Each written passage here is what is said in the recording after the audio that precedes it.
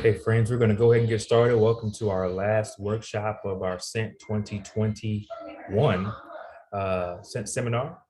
We're excited to be able to integrate some of the best parts of MBA. So our next speaker, Wanda Scott, is not only an expert in her field, but also a board member, board of trustees for the MBA. So we are grateful to be able to integrate one of our trustees onto our seminar. So this last session is about developing social capital and relationship mapping. I'll allow Wanda to share more about who she is in the world, but one thing for those who are in the idea phase of any project is we always want to invite people on the ground level to begin thinking about who they know and who loves them and who cares about them, that they may invite them in the early stages to support their work as they enter the runway of launching a new social enterprise. So prepare yourself. It's very helpful information if you are in the idea phase or thinking about starting something. So I'll hand things over to Wanda, who will engage us in this next workshop. Great, thank you, Darnell. Welcome, everyone. I am happy to wrap up this last couple of days of wonderful presentations, that opportunity to sit in on a few. So I know a lot has been covered. And, I welcome everyone to really get involved in the conversation. It's a lot of slides, a lot of information, but I'd love to hear from you any questions you may have, and we'll just consider this a conversation. So as Darnell said, I am focusing on developing social capital and relationship building in this presentation. We'll talk about a lot of things, but that's kind of where the center of the conversation would be. I am the founder and principal consultant of Wanda Scott & Associates, which is a strategic fundraising and philanthropic advising firm. And so to get started, I'd love to find out if you want to put your answers in the chat box, where you live and your happy place. I live in the San Francisco Bay Area. I'm originally from Ohio, but I've been out here a little over 5 years. And this is a picture here of my happy place, which is Point Reyes National Seashore. And if you're familiar at all with Northern California, this is far west of wine country, so Sonoma and Napa counties. So I'd love to hear if you wouldn't mind sharing where you live and your happy place, where you love to go that brings you a lot of joy.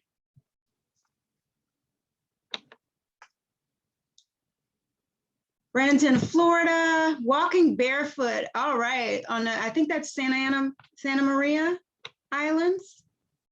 Amelia, Manhattan, Kansas. Manhattan, Kansas. I've never heard of that. My happy place is Conta Tallgrass Prairie. Wonderful. H-Town, Houston. Wales Cove Beach. Nice, Darnell. We have Shawnee and Cherokee land, known as Lexington, Kentucky. Thank you for the land acknowledgement. I should have probably done that at the beginning of my presentation. This is great. A lot of you are getting outdoors on the trails. And Akron, Ohio. I'm from Cleveland, Christy. Yeah, a lot of great lakes there and places to be on the water. Ramy, interior of Alaska. Helen Wellbeings from Fairbanks. Wonderful. You're pretty happy in Texas overall. Well, that's nice. You love to go in the mountains. It's Ashley and Rick. Places are the Prairie, Oregon, Tuscany, and New York. Those are a lot of great places to be. So yeah, so thank you so much for joining in, and let's get right into things. Seems like, hold on my screen. See if we can get, there we go. So that's me. I mentioned earlier that I am the founder principal consulting of a firm that focuses on strategic fundraising and philanthropic advising. I have about 20 years in nonprofit experience from fundraising, which is specifically what I've done for most of my career, but also program management and also teaching a part-time faculty member of religion. I did that for several years as well. And I've worked in diverse types of organizations, including starting my own business, which is separate from the actual work. And so I identify with folks who are thinking about starting your own business or entrepreneur efforts or social entrepreneur efforts, what that means. Okay, looks like it's kind of jumped ahead. And I'm also a board member, as Darnell mentioned, of MBA, very proud board member. So the goals of the presentation today will be to define what social capital is, approaches to developing social capital, overcoming those challenges, because I want to speak specifically, and I do this a lot also when I talk about fundraising. Sometimes people are challenged in how to, especially if they're an introvert, or they're not always clear of how to build authentic relationships. We'll talk a little bit about that. Strategies for building social capital, for support and relationship mapping, and then your next steps. We'll also do some other exercises. There's tons of questions that we will share with you that should be on Whova, but we could also get out to you in any other format. But that I think will be helpful as you think about the ways in which you're connected to people and how those people are connected and how to leverage those relationships for the work that you hope to do. So social capital. Oh, this was a question that I should have taken out. But how many years? I know all of you are kind of in early stage, so this, we'll skip over this slide to this one. The single greatest people skill is a highly developed and authentic interest in the other person. Bob Berg, who's a great kind of marketing strategist that said this. And I think that's really important when you think about how you're going to build your business, how you're going to build a network of people who will support your business in several different ways. Some of them will be financial resources, other might be opportunities for strategic partnerships, making introductions, building your own leadership network, or advisory network, which is a little different than a board might be, and we'll talk a little bit about that. But it's really important that all of those relationships start from a place of authenticity and trust. And I think that is what is essential to building good social capital. So social capital in this particular interest sets, we talk about you as individuals and social entrepreneurs, or those considering social entrepreneurship. It refers to the practice of developing and maintaining relationships to form social networks. And these relationships help you to collaborate, to be able to build out your business, and to be able to support the business as it moves forward. So building social capital might feel like networking, but it's beyond that. It might feel like schmoozing. It's not that either. Clout chasing, it's definitely not that. Inauthentic, it shouldn't feel that way. And an introvert's nightmare, and it doesn't have to be this. So I'm aware that many times when people think about building out their network or connecting in with their network, there's sometimes a hesitancy around that. And so, you know, I named some of these things that it shouldn't feel like. Networking can feel very, I don't know what's happening. There we go. Networking can feel very much on the surface. And so my perspective is as you build social capital, it should be much more than that. Schmoozing is kind of rubbing shoulders, trying to be in the right place at the right time and be around the right people. It should not be that, because that's not a place of authenticity. Clout chasing is the same. It definitely is this idea that I need to be seen with the right people to get the right sources. And there's connections with finding the right people that match your alignment, but it's the perspective. It shouldn't be inauthentic. And an introvert, which I personally am an introvert with extrovert tendencies, understand how it sometimes can feel overwhelming to try to expand your network. But we're going to talk about approaches and ways to kind of work through that, and why it's important to know your mission, value that mission, and really believe that you have something to offer people, and that will help to reduce some of the sometimes anxiety or maybe certain negative attitudes or emotions that are attached to this idea of building out a network. Building social capital should feel like building relationships of trust and mutuality, building a community of people and organizations who support a shared value, being connected to people who deeply care about working together, and a learning and growing community. So connecting with people that are similar to you, that are looking to expand their knowledge, to really build out the causes that they care about, and a productive group of people. So people are actually doing the work, right? They're on the ground, they're doing the work. And so if you think about building out that type of community, I think that gives a better perspective than the previous screen that I showed. So some advice here, and then I'll take a pause and see if there's any questions. Avoid the extraction model. So that would probably lend itself to the schmoozing or the clout chasing, right? So that model says, I am coming, I want to get to know you so that I can get something out of it. I can take from you something, or I could receive from you. I'm not sure why my screen keeps moving, so I really apologize for that. So you want to avoid that model. You want to make sure that that you see the relationship as mutually beneficial. And we'll talk about that a little later. Don't overcommit. We'll get further into that as you think about how you build your social capital, how you make connections, and ways in which you do that. Sometimes people do it through volunteering or participating in things. And I think a good bit of advice to this is not to overcommit to things. Resist volunteering that does not meet your goals or interests. This will make more sense as we move along. Do not equate how big your network is with your value or the work of your enterprise.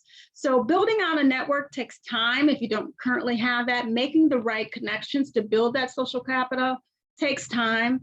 And it is not necessarily connected to any sense of value or not value, but it's just what happens.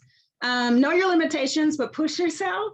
Understand that if you need to build a network, it's going to take a lot of work, but also understand the limitations you have around time and resources. And then here I put time, advice, be willing to invest time, be patient about time. Any questions before I move a little further? Okay, no questions at this time, so I'll move on. And hopefully my screen will stop automatically advancing. Okay. Now it's not moving. So let's see.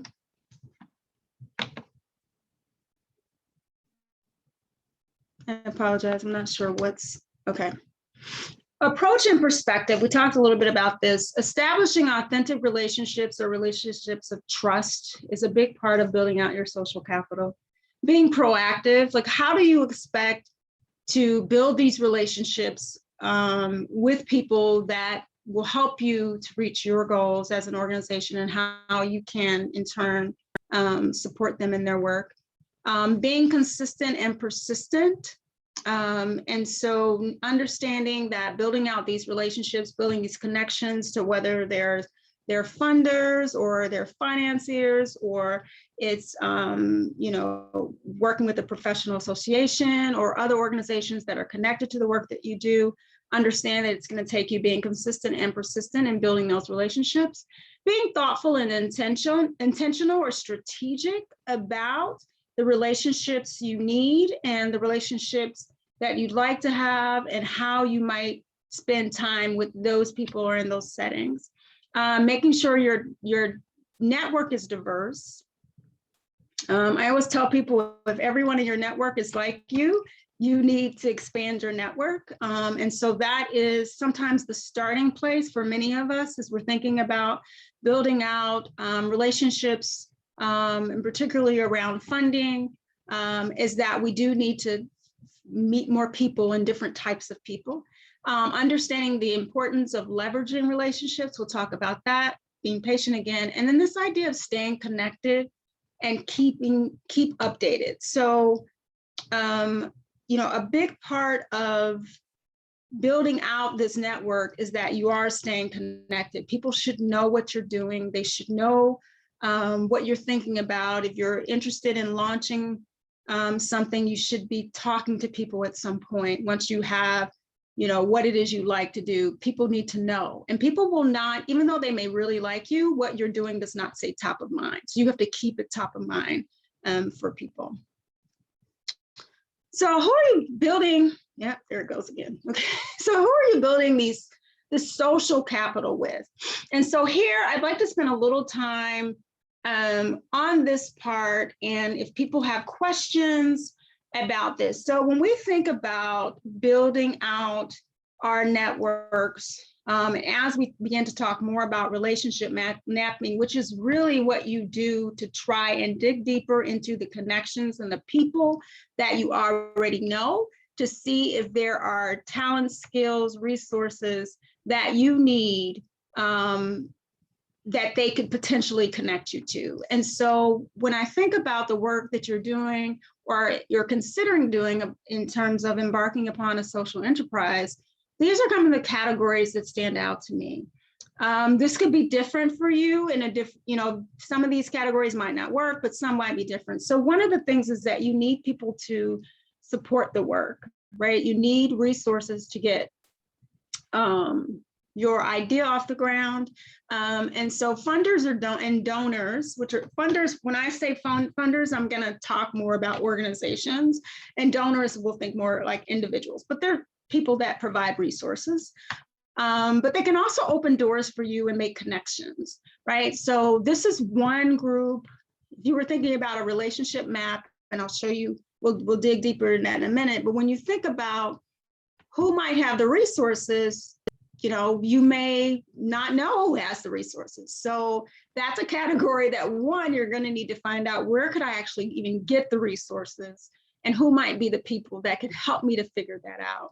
And then strategic partners. So when you think about the relationships that you build, some folks will be direct resources. There'll be people that give money or in-kind gifts or time, right? And then there'll be people that may not directly give money, but may be able to introduce you to others who might be able to make certain connections for you. So these strategic partners they're engaged and invested in your work, and they're ones that can help to make the connections, but they may not necessarily be your funders and donors. And sometimes that's board members, and we'll talk a little bit about how a board member can look and how to think about that. Sometimes it can be professional associations that are connected to the work that you're doing. And then there's sponsors. And so this is more about your leadership development, but it can always, all of these relationships can be leveraged in a number of different ways. But sponsors are people who open doors to opportunities or make opportunities for your success. They can be mentors, but they're not always mentors. So mentors tend to provide more guidance and advice, knowledge, right? They'll point you in the right directions, but sponsors are the ones that will actually go out and help you to find the work.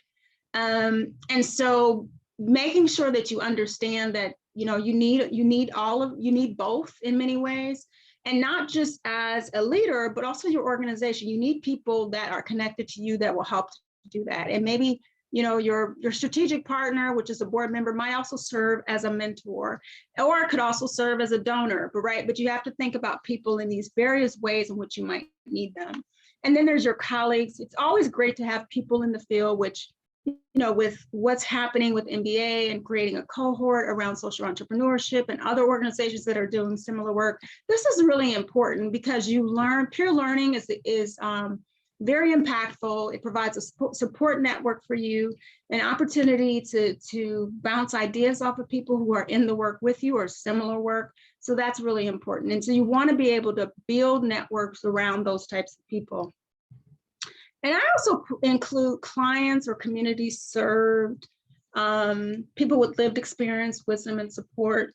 It's good to build to be able to build networks around people that are with lived experience in the work that you're doing as well, because I think they can help, depending on what you're doing, they can help to inform strategy and goals and visions. And then the broader community, you need a reputation. People need to know that what you're doing, and they don't necessarily have to be connected to this work at all, but you never know who other people are connected to, right? This constant link this way in which you build all these different relationships of value, that making sure your reputation, making sure, like we talked about in the previous schemes, people know what you're doing, they are updated, you keep them posted, even if they're not closely aligned to what you're doing.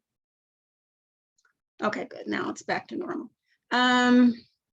So what are your talents? So let's shift a little bit. All of this seems a little disjointed, but it'll come together at the end, I promise. So what are your talents? What do you bring to these relationships? So we've talked a lot about what building social capital is, what are some of the perspectives and approaches you should have to it, and then kind of how do you create these mutually beneficial and supportive relationships that are not from an extraction model, but one of giving and support. So one is to really look at your talents and experience, and because if you decide to do a social entrepreneurship program or decide to do a startup, that you understand the value of that. There it goes again. You understand the value of the program, and you understand what that brings to the community or to the individual or organization that you're speaking with. And I always think it's important to think about, not only, well, how can I position this conversation to make sure they support me or direct me in the right way, but really thinking through what might be of value for them, what might be important, what might they want to hear, what is it that I have to bring. And so these are some of the things I just listed.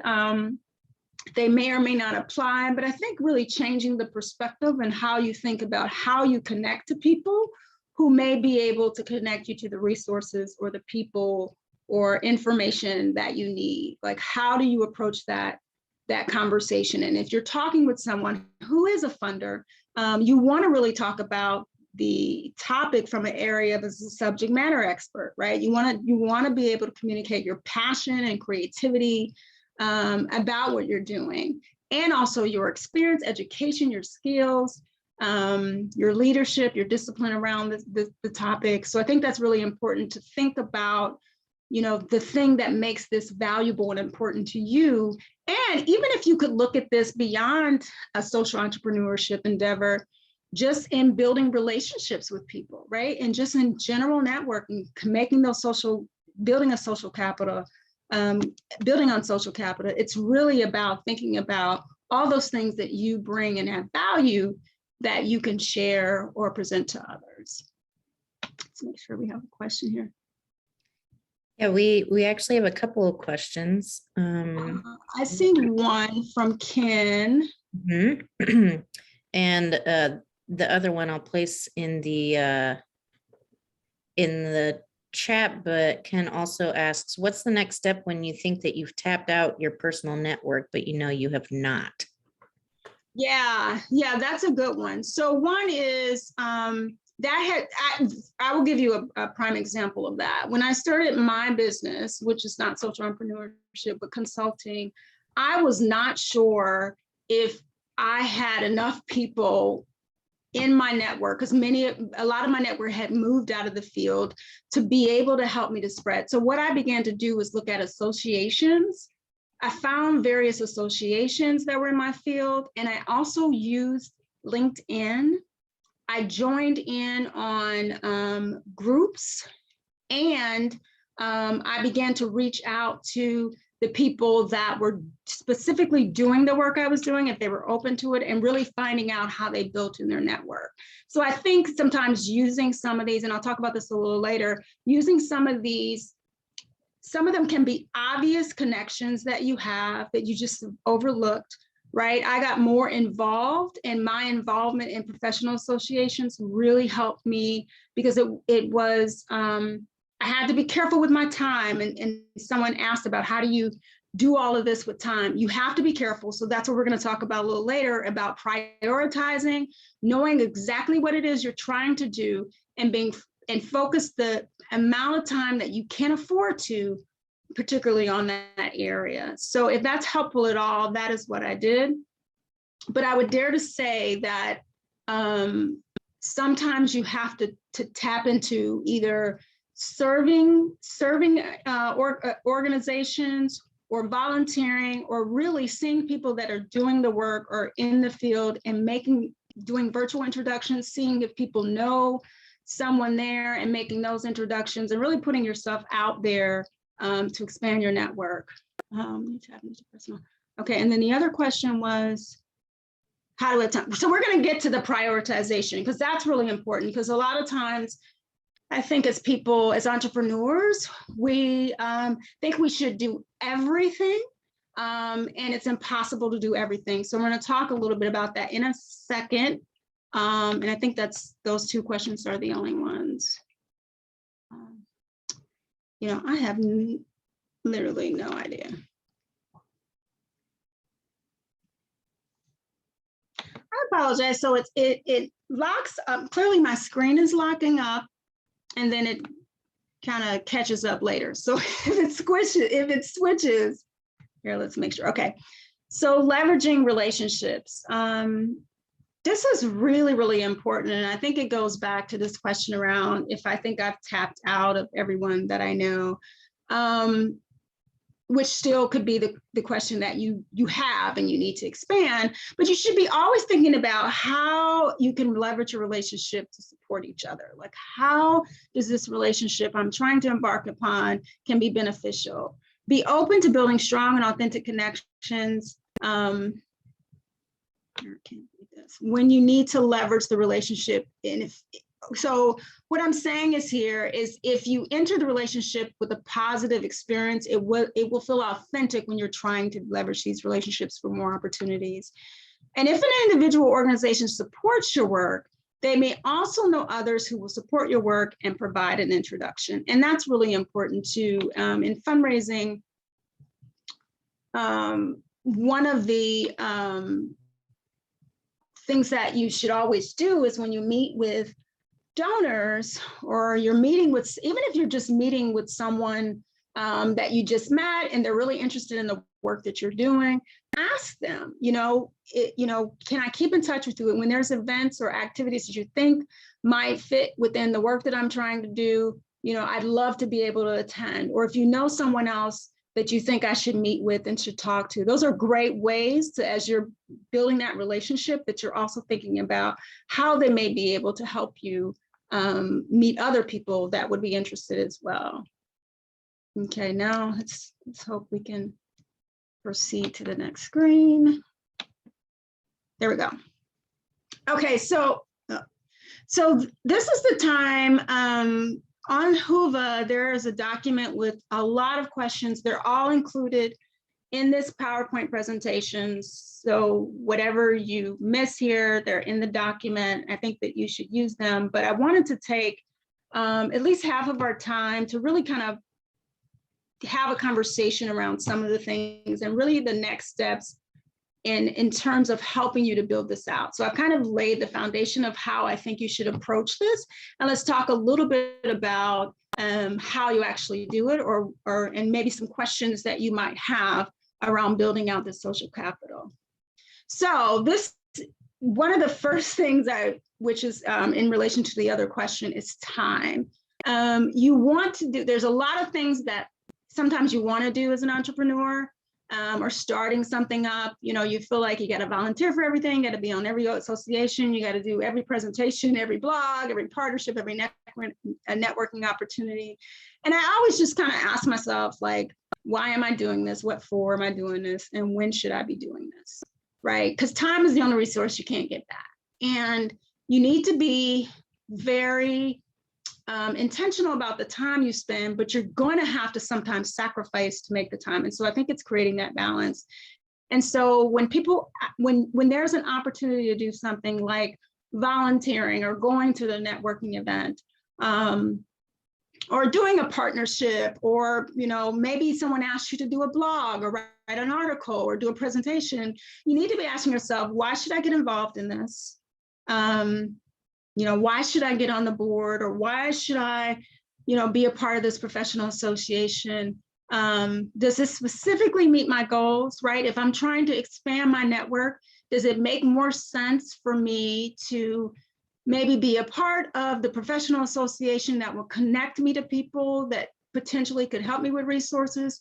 Or would it be better for me to be a part of this partnership? Like thinking about whatever your specific goals are, how do any of these events help? Networking events for a person who is introverted with extrovert experience, extrovert tendencies, those are really tough for me. They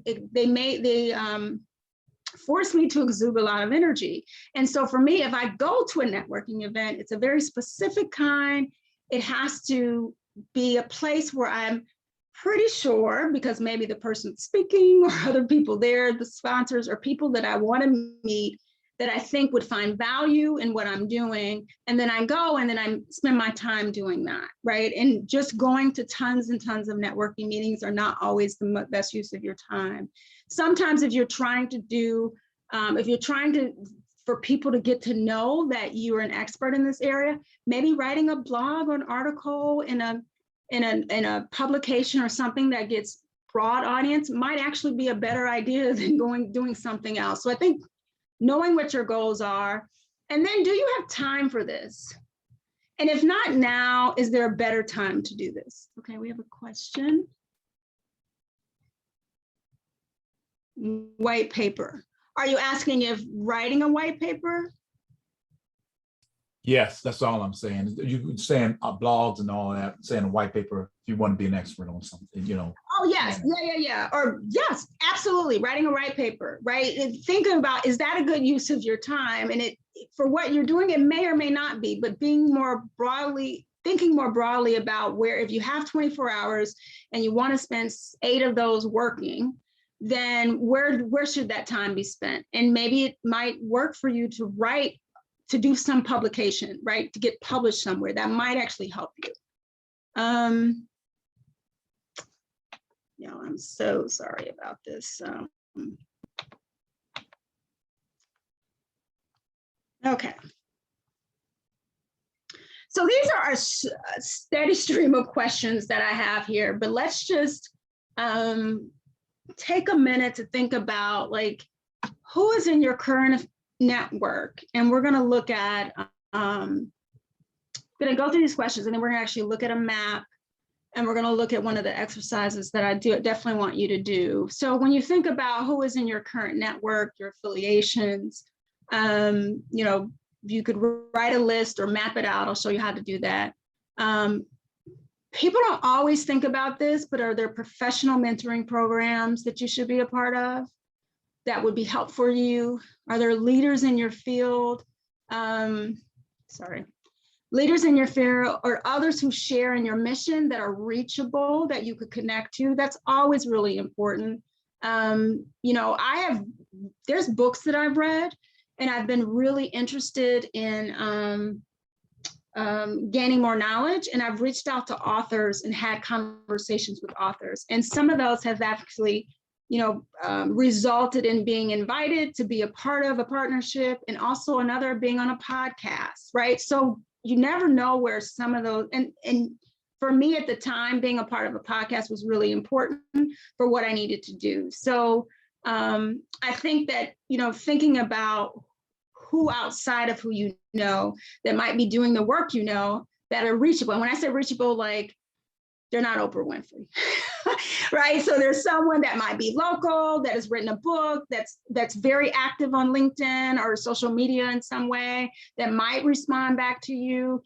Are there people within your networks locally that are doing great work that, you might know someone that knows them, or you feel like you could reach out to them, and because you're local, they might respond. Another resource that I think people don't always think about are community foundations. And even if your work is driven around a spiritual value, community foundations typically, not always, are very tapped into what's happening in the community, what's happening around social issues, what's happening around social financing. They are many times tapped in. And if they aren't tapped in, they're going to know who is. And so I always say, reach out to those foundations, get to, see if one of them will take a call. Ken said he's had great results from the local community foundation. Yeah, those are great places, and people overlook them, but they really, I was a philanthropic advisor at the community foundation, and I will tell you, I found out so much that was happening in the Bay Area just by working there, because the program officers, their job is to know everything that's happening. And so it's a great resource. And a lot of times those people would love this. They're pretty busy. So you might have to be on them consistently, but if you can get in a conversation with them and let them know you're just trying to learn, you're not actually coming in specifically asking for money, which I would tell you ultimately ask for money if you build a relationship and it aligns, but it's a great resource. Do you know who the financial institutions or social financial organizations or nonprofits that are financing the type of work you're doing? Who are the contacts? Meet with them, like really getting out. And even though some of these may be one-off meetings, they may connect you to other people. This is the way you get the energy and the network moving for you in order to build that capital, because they might remember you far off, 6-7 months off. When something comes up, they might remember your organization, and that's only going to happen with you reaching out, connecting them, following up, staying in contact, keeping them updated, that type of thing. And you may not be able to manage 20 new relationships. You may say, I'm going to focus on 10. I'm going to focus on 10, and we'll talk a little bit about identifying where those areas are, and that's where you focus your attention.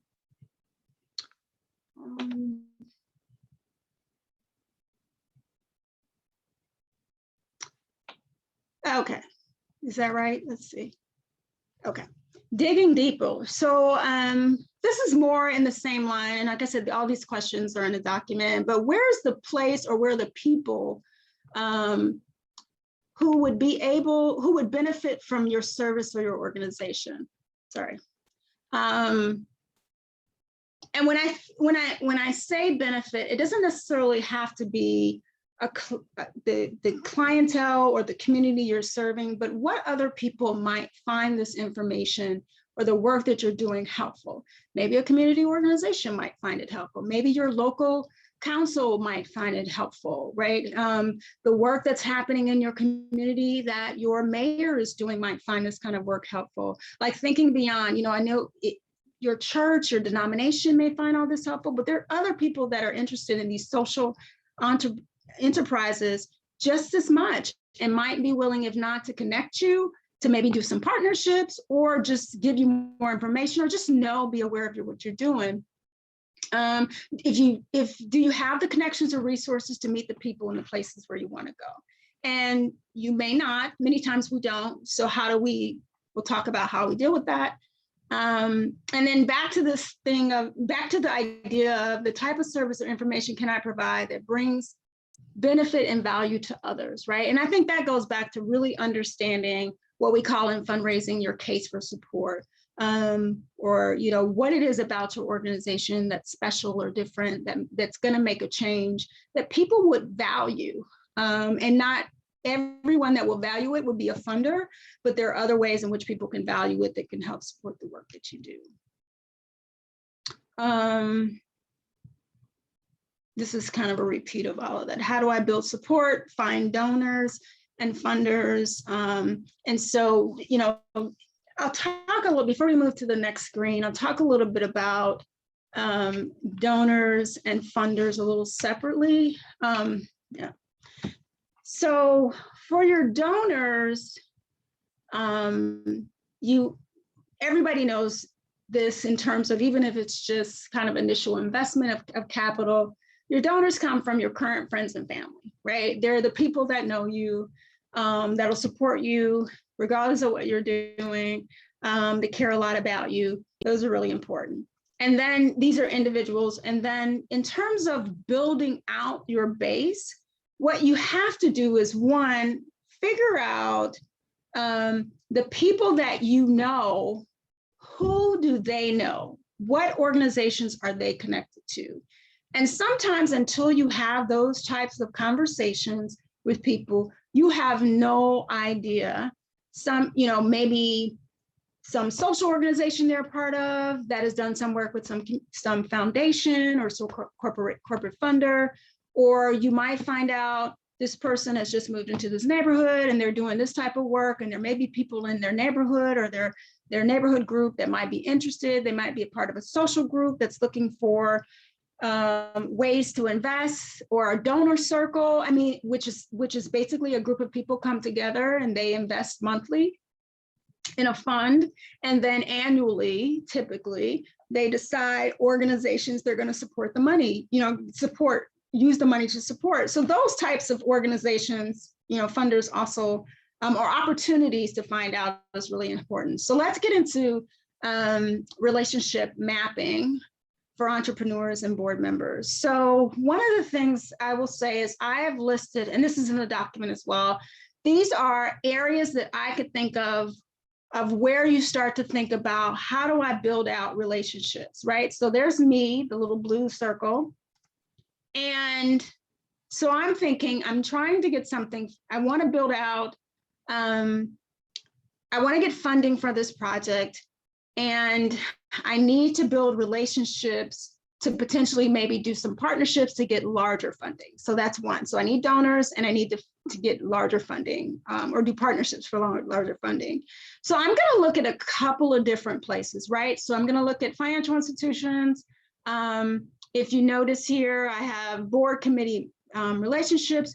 Who on my board, or what boards do I sit on where I might have some relationships to help me to find that? Local politicians and representatives, what is the work or initiatives that they have going on local or regionally? What social groups I'm a part of? Who are their employers that may or may not be able to help me to support the work? Use LinkedIn. I will tell you, using LinkedIn, particularly during the pandemic, has been very beneficial for me.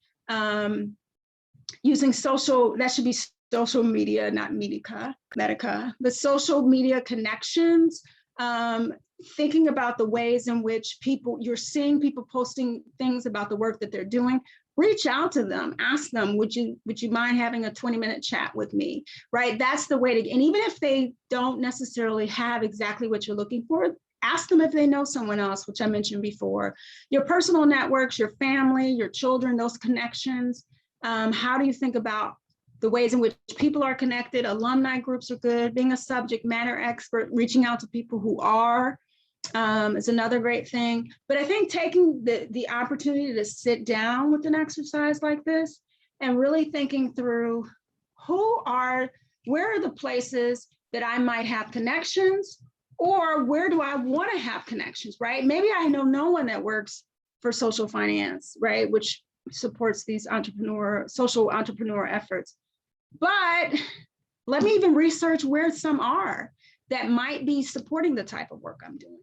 Or maybe I want to really do some work in my neighborhood, in my community. Let me reach out to some local representatives. Let me go and talk to them, right? I'm a constituent, so they should respond to me.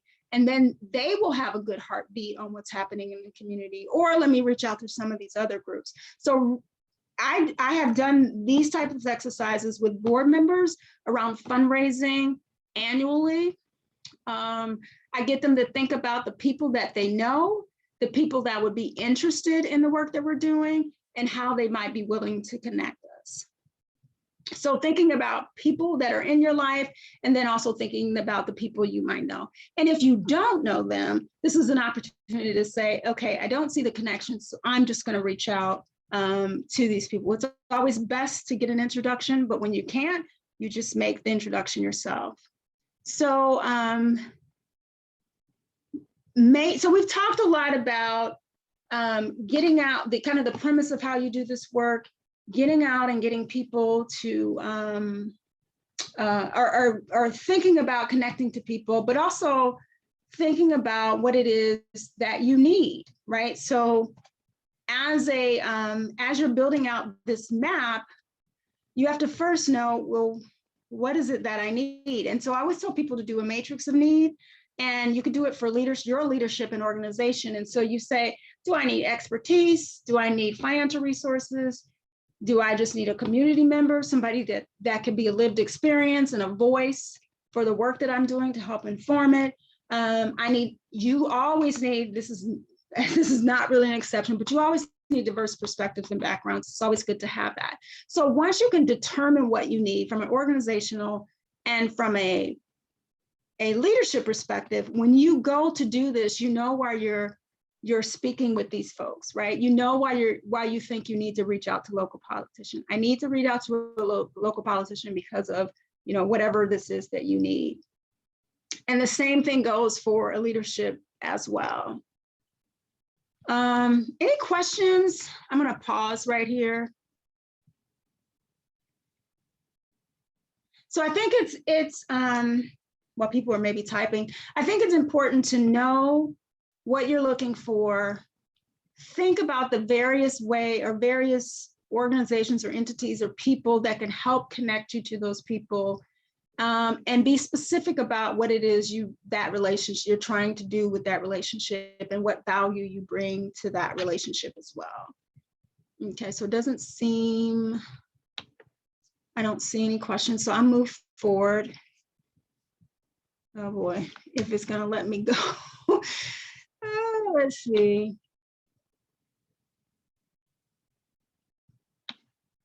Okay. Okay, so kind of going back to what we talked about, this idea of needs, what you need, what strengths you bring or what they bring, and people, it could be people or places. Well, when you're thinking about building your social impact or building social capital, not impact, it should really be about you knowing what it is that you need, you understanding, like we talked about, this kind of mutual reciprocal relationship, and then knowing, and then identifying where it is, who are the people that you're going to reach out to, or the organizations you're going to reach out to kind of meet that need. And so those are three very important things. So one, just to kind of recap, one is social capital is about building and developing those relationships in your network to, whether it's for collaboration, cooperation, or just to get the work that you're trying, the mission of your entrepreneurship done, and how you've built those relationships that support that kind of work. And then once you kind of understand that aspect of it, what is it that, and coming from a place of authenticity, is what is it that you need to build your social capital? What is it that you need? Is it, do you really need for people to know who you are? Do you really need funding? Do you really need partnerships? What is it that you actually need? And identifying that, being able to list that out, and all those various questions that I asked on the previous page, is really thinking through what that is. And then, looking at, okay, these are the things I need, but what are some of the strengths? What are the ways in which I can benefit this relationship as well, right? Because you don't want to do the extraction model. So what are my strengths? What is it that is important of value that I bring to this conversation or relationship? And then identifying who are the people, where are the places that I need to be able to get to kind of meet these goals or needs that I have. And then, you might not know every person or place where you need to go, but start from somewhere, right? Start from someplace. So if you're on this call and you've never even thought about reaching out to your community foundation, just to start, and even if you're in the early stages and you want to, make sure that if you ask for time, that you're really prepared, you've done your research, that they're aligned with what you're doing, and you want to kind of get the ball rolling on things. There's nothing wrong. People will do informational interviews. They will do them. Sometimes you have to be a little persistent, but they will. So really finding out, being prepared for those meetings, but coming to those meetings and saying, these are some of the things that I'm interested in doing. These are some of the places that I'm looking, but do you have any recommendations? And people, now with Zoom and people doing things over line, I find that they're a little bit more receptive to taking those calls or doing a Zoom call. So that's where I would suggest that you start, because it's going to be critical to be able to have a diverse network, so that when you're in situations where you need support, where you need advice, that you have a network that is tooled up to be able to support the work that you do. So here's some final tips and advice. I think I talked about most of this idea of, always keeping your networks informed, always letting them know, demonstrating the impact of your work as, if you've kind of moved along, if you're actually in business. and inspire them to want to support or continue to support. So those are really important, right? This idea around, this is if you've already started building these relationships. First priority is that every relationship should be one of authenticity and a relationship of trust. Because people can tell when you are just coming there to get a name and to get a number, and that's all you want, right? And they never hear from you again, but really making sure that people are valued. Perform the relationship mapping with your board as a group. You can also do it as an individual, and ways in which you think about these connections, prioritizing your time. And I think that happens once you know exactly what you're going after. So when you know what your goal is, you can prioritize your time around that, and establish boundaries that support balance and wellness. I've talked probably not much about balance and wellness, but balance is really important in doing this work on your own. Burnout happens very quickly as you embark upon it. So I think it's really important to understand that you prioritize your time. You know what you're going after, you prioritize your time, and then you set these final boundaries around balance and wellness. And I don't necessarily, when I say balance and wellness, I don't mean getting a massage every week or once a month. I mean really a lifestyle of making sure that you are spending your time wisely, and you're avoiding spinning your wheels, doing things that are not effective or in line with your goals, and not around balance. And then, so here's a challenge for everyone that's on the call. What is the one thing you're going to schedule to do this week? So that means when Monday hits, you're going to plan to work on this, whether it's send an email, make a call, that will help you to build out your social capital. What is the one thing you're going to do? I mean, it might be sitting down and doing the relationship mapping, or it might be getting on the phone call. But what is the one thing you're going to do this week, if you don't mind sharing, to help you to build your social capital? I think something that I am going to do this upcoming week is maybe thinking about that whole, like, well, what can I bring to relationships so that I can start using that as I outreach with other people and start building that foundation. Great. It's wonderful. We got someone in chat.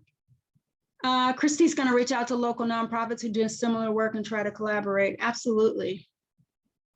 Collaboration is good for a lot of reasons, and I'm learning that. Doing work solo can feel like it's good, and it is a good thing, but when the Bible says 2 is better than 1, right? And so you can always, you have someone to bounce ideas off of, to help to kind of labor the work. And it's just a great way to build community in the work that you're doing in relationships. So that's great, Christy, looking for opportunities to build relationships. Anyone else want to share?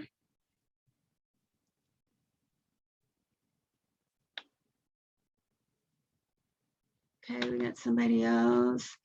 Social connection mapping, great. Right, that's a great tool. And so you probably could even go online. They might have some worksheets that are not filled in that you could use that will be helpful. Touch base with those in my circle just to connect. Absolutely. You know what I do where my business, I don't do a newsletter because I don't want the commitment of doing it because I don't have the resource, the time. But every quarter I send an email out, just a basic email out to my network, about 7,500 people. And I tell them what I've been doing. And I give them updates, and I tell them what I've done and what I'm planning on doing. And I think it's just a great way to keep your name and the idea and the thing that you're doing right in front of people. It's not intrusive. It's not every month. It's not every week, but it's once a quarter, and people remember that. And I've gotten some referrals from doing that as well. Robert says he's going to schedule 3 to 4 one-on-ones to continue building relationships. That's great. Wonderful. Wonderful. And these are, if I will tell you this, fundraising, although we didn't go, and I know that you had a couple sessions on fundraising, but the basis of fundraising is relationship building. And if you can learn the value of authentic relationship building, I think you could just about do anything. And that's a lot of what we talked about today, making the connections, but it always being authentic. So I think that's great that people are going to be reaching out to people you haven't talked to in a while, sending a note, letting them know. I think that's wonderful. Any more questions? Oh, we got somebody else here. Connect with programs that are in my line of work. That's great. And you know what the great thing about when you connect to some of these organizations, they may or may not have opportunities for partnerships, but they're gonna, if you ask them, they will make introductions for you, or at least tell you other places to talk to. So I think that's great as you start doing this, and you'll see the ball ring. Energy begins energy, action begins action. And I think once you do more of this, you'll see the benefit of it. Anyone else? Well, it has been a pleasure. And I apologize for my little snafus with my presentation. There we go. So it has been a pleasure presenting and having this conversation with you. Hopefully you'll find what I shared here with you today helpful, and will help you to continue to think about relationship building in the various ways in which it happens in our day-to-day life and in the work you do. And so blessings to you, best of wishes to you and your new endeavors. Thank you. Thank you so much. That was very valuable, very insightful, and it sounds like it offered a helpful reminder and call to next steps for some of us. So we're thankful for your time, Wanda, and to each of you we know 3 days on Zoom can be a little bit of a marathon, but we know and are really convinced that the content of this seminar is important for scaling that work forward. And we believe that the work that you're called to is important. And so we hope that that's centering and guiding in that. You'll receive an email from us with the full list of recorded presentation and the links for that, as well as a short survey, just so we can garner some feedback from you all. But we are so thankful, and we hope that the rest of this weekend provides rest and inspiration, and that you can continue to mull those things over. So we'll be in touch, and we're so thankful for you. Go in peace. Thank you. Bye, everyone.